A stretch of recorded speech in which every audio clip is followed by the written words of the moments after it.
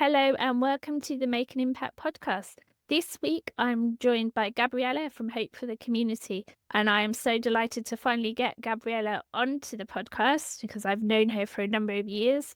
Gabriela, do you just want to introduce yourself and tell us a little bit about you? Yes, thank you, Heidi. So my name is Gabriela Matouskova. I'm the CEO of Hope for the Community. We're a social enterprise based in Coventry, providing self-management for people with long-term conditions and carers. Thank you. So can I ask you as a first off to get us into the conversation is how did you end up working for Hope for the Community? I fell into social enterprise slightly by accident. I discovered social enterprises about 6, 7 years ago, working at a university, supporting people to set up social enterprises and discovered, oh, there's a different way to do business. There's a way to use business as a force for good, and saw their passion and how rewarding and of course the other side of it is where tiring the work was. And whilst I was sort of working with them to help them think about either the business models or the way they could work, I always felt like I wanted to be on the side of it eventually. I wanted to feel that making a difference element, that making an impact part. And so 5 years ago, I had a half an hour meeting with Karen Lynch, a former CEO of Blue Water, and told her all about this wonderful company and what it could do. And it was all volunteer led and somebody should do it. And really a lot of doubt about whether it could or should be me. And she simply said, what's stopping you? And it sort of stuck in my head. And I went back home, handed in my notice from my job. 3 months later, I found myself in Hope in January 2020. So I sort of fell into it, but I don't think a day goes by when I'm thinking that when I'm not thinking that it was probably one of the best decisions I've made. Wow, it's such a lovely story. How you say you just fell into it as if it just sort of happened so naturally. And no, I think that's one of the things once you find out about social enterprise, you don't want to go anywhere else. You don't want to look at anything else, do you? No, absolutely not. Every business should be a social enterprise, don't we? We try to fly the flag, but yeah, I think it's refreshing when the doom and gloom of the news comes around to actually know that what you're doing has got a purpose and it's giving back to the society and it's business. I know that we can't do any good if we aren't here. So absolutely, yeah, social enterprise all the way. Definitely. And you're very modest about this because I know you're award winning. And the fact that you joined Hope around the 2020 is quite a significant milestone in most people's lives because of the pandemic. So what was it like at that point in time? Well, I think in January 2020, it was quite all right. It was quite naive, I think at that time, none of us knew. But because the programs we were providing were mainly run in community groups and in centers, so it's for people to come together and people who've got different types of long-term conditions or people who look after children or adults who are carers to sort of help them focus on their health and well-being. And a lot of, especially those unpaid carers, were telling us that they couldn't come on a Wednesday between 10 and 2. And they were willing to try something online, something digitally. This is at a time where, I don't think anybody heard the word Zoom or Skype or, any other. And that was the only thing that we knew. But then one of the ways we were going to see that the Hope program and our organization could work was digitally. So we were drawing apps with people who we supported. What would it look like? How would it work? How would the information flow? All sort of on a paper and then building it at the time. We were trying to test our first online course or digital course with our friends, people who were previously on our multiple sclerosis course, came in to test it for us. And that was on 26th of March, 2020 as like first pilot with friends, as we called it. And who knew that a couple of days later, the whole country in the UK will come to lockdown. And after that, it was all of our partners who were delivering in-person programs asking us, what can you do digitally? And it sort of went from there. No, it wasn't easy. And I had a 10-year-old at home to homeschool as well. The nice weather worked, but, there's only as much as you can do with a laptop in the garden with somebody diving into a paddling pool and trying to entertain them. But yeah, no, it definitely wasn't easy. People felt vulnerable at home. There was a lot of uncertainty, offering people some possibility of connection. And especially for those people who were feeling extra vulnerable, those ones who already had some pre-existing conditions, because it was really, I think, a tough time for a lot of us. That sense of losing the freedom, the sort of not knowing was really hard. But on the other hand, it sort of allowed us to invest the time and work with people to build the digital programs, build the platform, test it. And people were really, really wonderful in terms of giving us feedback. Yes, it's great if it works, but we wanted to know what doesn't work so we could fix it. So it was a really tough time, I guess, the 2 years of us really pivoting completely what we were doing before and trying to translate that sort of friendship and camaraderie that happens in person, those relationships that build up, into an online space with, something just through listening and with some willing developers who can translate my vision into something that actually works. So yeah, it wasn't easy at all, but it was, I guess that's the best way sometimes of building something, is you have that agile approach. You're not afraid to change, rather than, I guess, if we just build the tech and thought people will use it. So I think that collaboration, that co-design was really important at that stage, which made it in parts easier. But I think for me, that time is slightly blurred with everything else that was going on, to be honest. Yeah, I think I definitely can relate to the blurring and blacking out of a lot of stuff around that time. My daughter was 2 at the time, so yeah, it's not a time I look back on and think, oh, that was a wonderful time. It was very hard work. So from there, back nearly 5 years ago, how much has Hope for the Community grown in terms of what you're doing and the programs that you're delivering? So I guess by the time we've started, we were really sort of starting from, ground zero, no participants on the digital platform. We've had, together with our in-person program, supported over 30,000 people now, majority of them online, because the online did offer a lot of opportunities to connect people with rare conditions who never met anybody, and, for whom a possibility of a community centre in Coventry wouldn't be an option to travelling from Shetland Islands and Cornwall. But yeah, it has, in terms of obviously the numbers of people that engage with our programs, the number of partners we work with. So our model is a partnership model.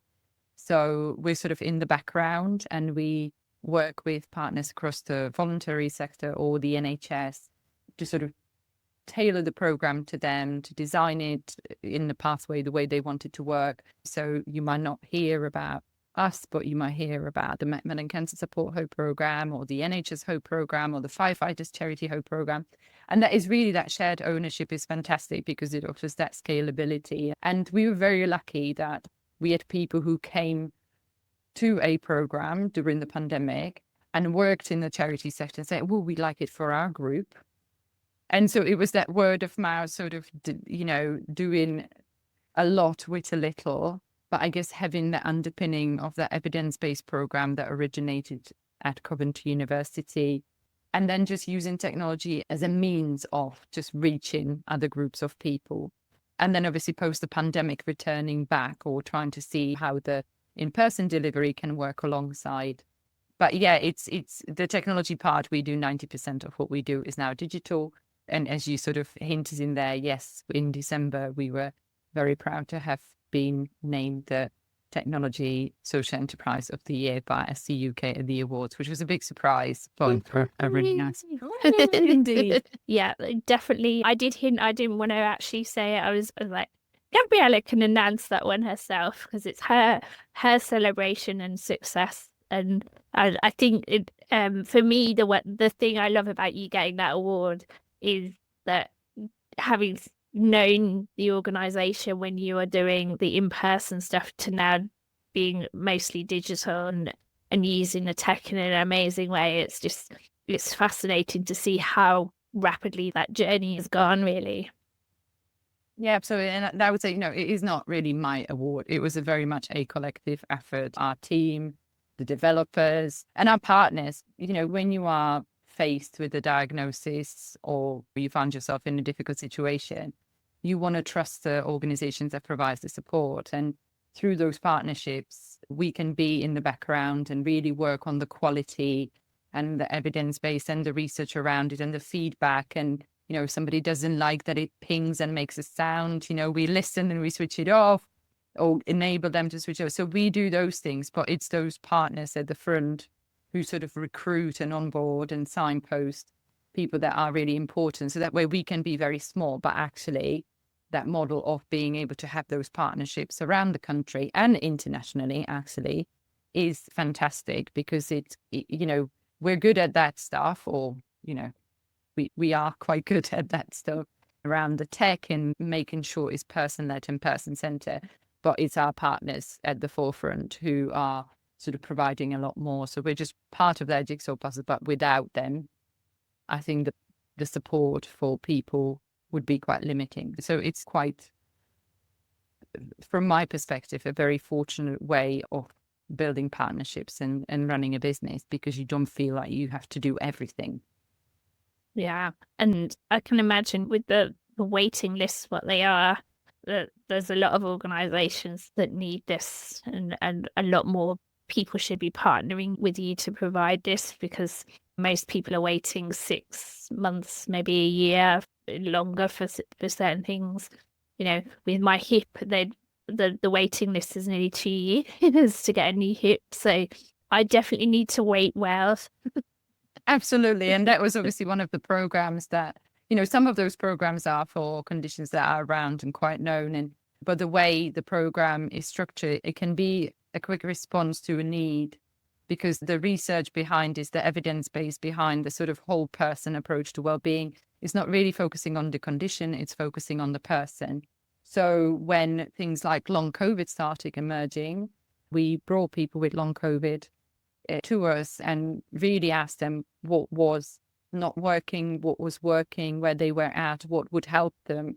And on the basis of that, we launched probably one of our programs that had the biggest uptake in the shortest time. And it's still needed now, despite the fact that obviously, treatments, research, other things sort of still being developed. But the whole point is what we want to provide is that opportunity for people to come together and sort of have that shared experience of going through something that is very difficult, but try to sort of work together about things that, share tips and things that work. The same with, like the waiting list for hip and knees. Absolutely. So, we see a lot more people because they're waiting longer.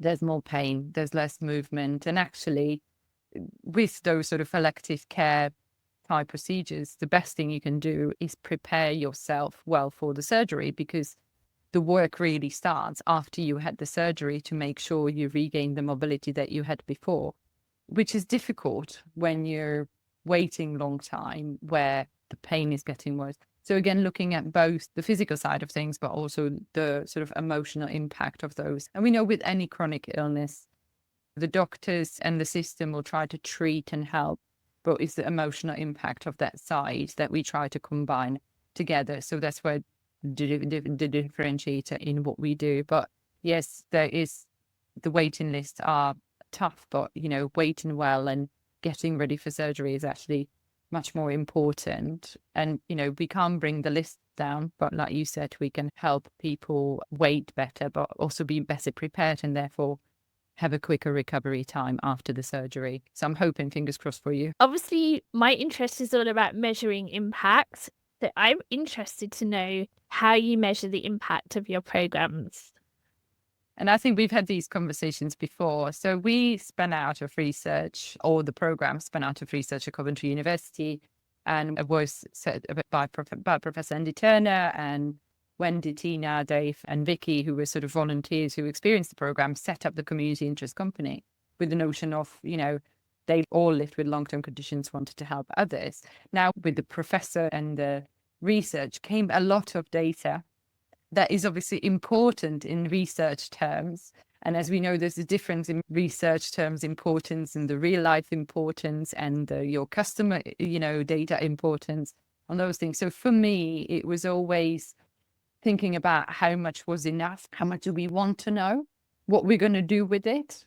And I think that was your saying, wasn't it? It was and because English is my second language, I always, it's treasure what you measure. Yeah, a measure. Yes. Yeah, Yes. measure So what you. Yeah, exactly. treasure what you measure. Yeah. Yes. So obviously, don't overdo it, don't do too much. And I always felt like we, been pulled in those elements of, for the research, you need to measure this. And for the commissioners, you need to measure this. And then for what matters to people is something different. Then you've got to have feedback. And it feels like it can be a very overwhelming experience. So I think through the process of the 5 years, it's a big learning curve about understanding what is important to different people and making sure you don't overburden people by collecting data you don't use and don't put barriers in people in engaging in the program. So for me, we had the evidence-based published articles around improvements in well-being. That was always one of the sort of measures we introduced across everything. And that was interesting for us from the perspective because there's enough research saying that your mental is it's how you engage in activities in your life, in your healthcare. That is sort of a measure we've put across all of our programs. So that links back to the in-person, the online, and comparing whether the two actually have the same outcome. So we're always outcome focused, not really how many people come on the program, but what difference does it make? And not only in the terms what improves, but also, is there a potential that something doesn't go the right way? So I think quite important to sort of think about those adverse effects some of those health interventions can have. And I think that's very important because nothing works for everybody and nothing can be attributed to the one thing. But I think through that process and through some of the work you and I did together as well, I think it started crystallizing to me what is that importance of what we want. But I love data, the richness that exists within it, the fact that you can understand people's attitudes to using digital and maybe bringing down some of those narratives around there's areas that people don't use digital and we actually find out that they are, that there's just it's a slightly different reason as to why they would not. And I think digital's here to stay. It's just how we build technologies in a way that they work for people and they're not cumbersome in terms of data. But yeah, so we have sort of an aspect of a routine, so we know what works. We collect continuous feedback, so we want people to engage on the platform and the programs as much as possible.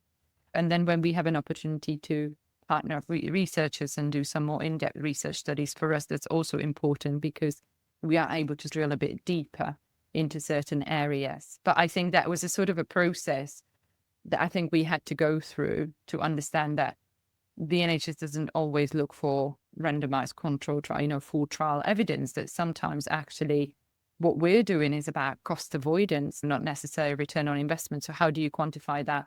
So it's been a big learning curve for me, but I'm a big advocate that in order to really understand what you're doing, you've got to look at the data and you've got to interpret it.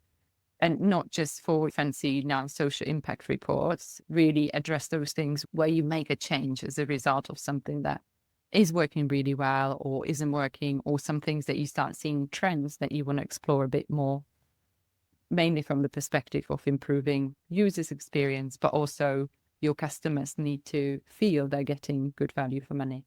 It is, and it's not one size fits all ever. I think every organization has to find that for themselves. But I think, in this day, the sort of passiveness of data we can see that you can find in ways that, is transparent, so the participants know, it is quite enlightening, I think, in those parts. Lovely. It's so nice to hear you talking about how you're using the data, because there are a lot of people out there that just collect data and they're like hoarders of data and don't do much with it. So it's really nice to hear that it's actually helping you to think and develop the experience for the customers and actually continually improve things, which is what it's really all about, isn't it? Absolutely. And then when you can look at the aspects of your day-to-day, like the work around social value, you can then actually look beyond as an organization with your mission. There's the sort of project-based or program, but then actually taking it that level higher up as to what is it that we, through all this work, contributed to the society beyond not just through what we do, but actually who we are. I think that's that second element. And, again, that's at first sort of a bit abstract to how you look at it. I think that's also important to sort of be true to the mission of being a social enterprise, so that you can communicate your impact as an organization beyond just the work you do, but also, who you employ, who you partner with, where you shop, where you buy your supplies, whatever it may be. But again, it's got to work for your organization. You can't push yourself too far. But I think there's some, fantastic organizations around that provide stuff in this space that, when it comes to, you might go on Christmas shopping, you always try to buy social, buy local, do sort of things, because I guess somehow it just gets ingrained in us that we do it, we help others, they might buy from us, or whichever way it may be. But, we're all jointly contributing. Definitely. Do you think being a social enterprise and having that data about your social values helped you to get more clients or to promote what you do better? Or do you think it would have happened anyway? I think it does, but then I am quite vocal about that we are a social enterprise. I know we have all these, often conversations about, are we not for profit? Are we for profit? I will definitely say that if certain organizations offer a not-for-profit discount for something, I will ask. So, pull it out of a bag. But I think for me, it is important that we are a social enterprise. So we try to communicate that to our partners. Not all of them might be quite aware of things like social value and other things. So there's part of educating. And if you get a sense, it's, that it's sort of like you've got this name or a brand for yourself, that's where you fit in. But I think it's the values of the organizations that are more representative than whether just the fact that we're a social enterprise. I think it's the values that we have as an organization have certainly helped us find partners, find customers. Hopefully, our participants see it. Hopefully, our team feels they're working for an organization that is value-based and has that positive impact in society. I wished it would help us more to get business. I definitely would. But, you can't just rely on that. It's sort of, I would say, when I like to, I never not say we're not a social enterprise, but I do understand not everybody understands what that means.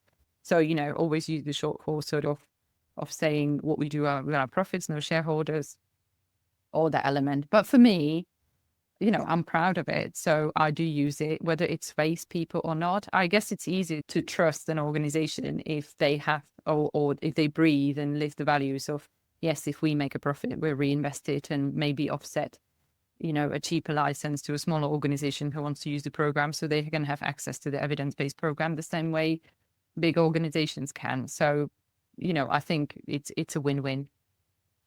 Definitely. And the one thing that I've learned is as long as you've got the quality there, then the fact that you're a social enterprise and you deliver that added value and impact is a bonus, and that will make the decision to work with you easier. But if your quality is rubbish, then the fact that you're a social enterprise is not going to make any difference at all.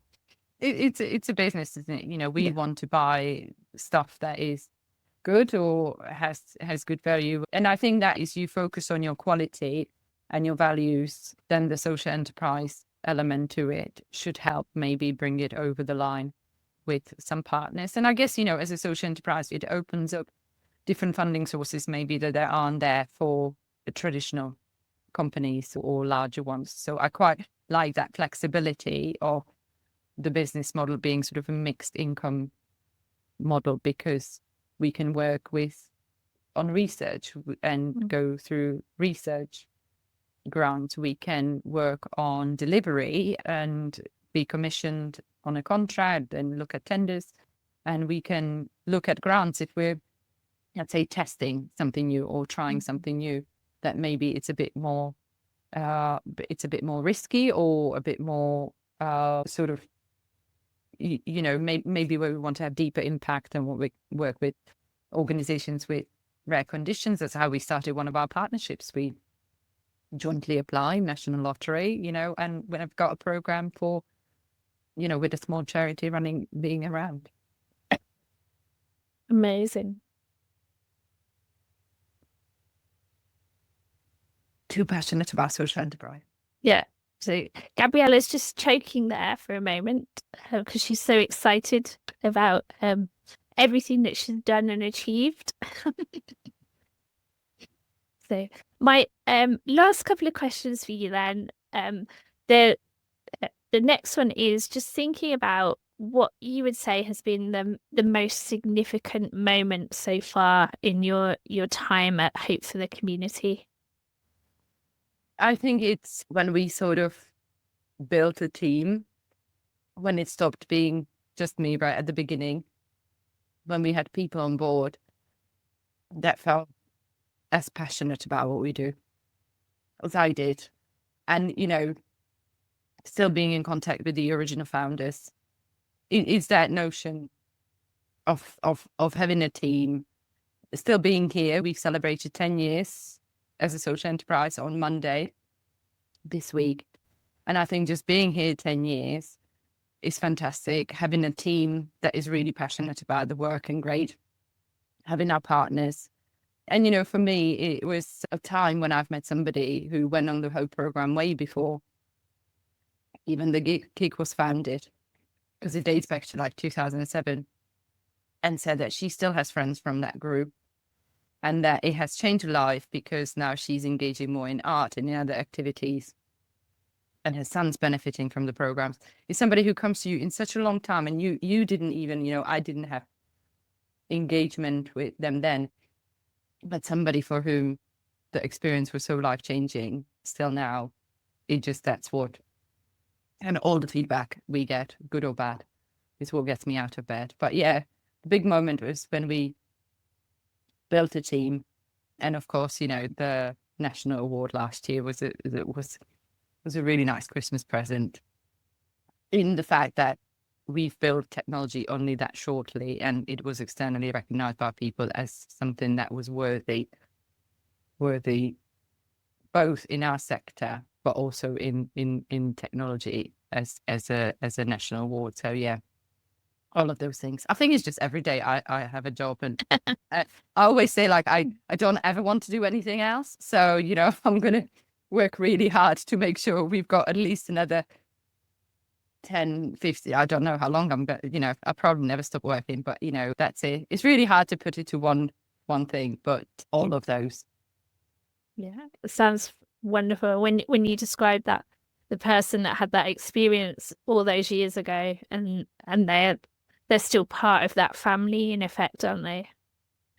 Yes, and it's quite coincidental. I tend to meet people from other charities, and they sort of say, "Oh, I was a facilitator in 2009 on the Hope program, when it started." And that's how some of these conversations start, and it's really interesting because then they know what you're talking about, and they're always still here, or we could do something together. And I think it's, I feel really privileged because I'm not the founder, not the origins, but to have been given this gift of hope, of something that is just so fantastic, accepted by people, accepted by, customers, the NHS clinicians, academics, that, you just then have got the right to try to find a way how to make it work sustainably. So I feel very privileged to be in that position. You can hear it from the way you talk about it, that you definitely have that sense of appreciation for those that came before you. So, final question for you. What are the future plans? Obviously, you've said you're going to be around forever. You're going to still be working here when you're 100. What do you hope to achieve through Hope? Well, let's schedule the next podcast when we're both 80 or something like that. Yeah, that we follow on. Well, we are, like I said, we're sort of hitting the next 10 years, and having sort of felt like the last 5 years were quite. It's now sort of looking at how do we really think about what does our impact mean for us. So I'm not necessarily talking about growth, because everybody wants to grow and scale. We obviously want to offer the programs to as many people as possible, We want to support people with lots of conditions or provide a population-wide programs. But for me, it's really getting to that stage of now we are renewing our board just currently. So bringing new board members to help us with the technology. My coding 101 only goes as far as it went. Yeah. So future-proofing the technology. We know technology advancement in the last few years with AI and everything. So what is the future look like in that space? So really important to address that. Look at our partnership and business development, how we are more sustainable, but also having people who sort of bring the experience of being on our program into our board with their own lived experience to sort of share that. So it's me now looking out to have that sort of strategy planning with people who might help shape what the next 10 years, because I couldn't have predicted what the 5 years would have been like. You would ask me if we talked to each other in 2020, nobody would know. But it's now about how do we keep going, how are we still here, how do we create more impact, being it deeper and supporting people in different groups or be it wider. Going international, we know supported self-management can work across boundaries. More people are diagnosed with chronic illnesses, more people become carers. We know mental health is a big area of work. We know the government's 10-year plan, and we try to feed into that in terms of treatment, from treatment to prevention, from hospital to community, from analog to digital. If you just took those three things, it's like thinking we need more technology, social enterprises to do more in this space. So yeah, that's the plans, is sort of a board, a plan, and then the plan never works that way. It's a bit obviously up and down. So see how we get that. But yeah, ultimately making us stronger, more sustainable, make more profit. We can reinvest if we can. Yeah. And hopefully I'll still have a job when I'm 80. We're going to this podcast again. Yeah. If podcasts are still around then. Oh, yes. Oh, yeah. Who knows what will be the thing then? God, goodness knows what it'll be. There'll be some virtual reality thing, and well, beyond virtual reality, because we already have that. But yeah, we will see. Yeah. Is there anything else that you would like to share that I haven't asked you, or anything you want to mention before I ask you for your social media links?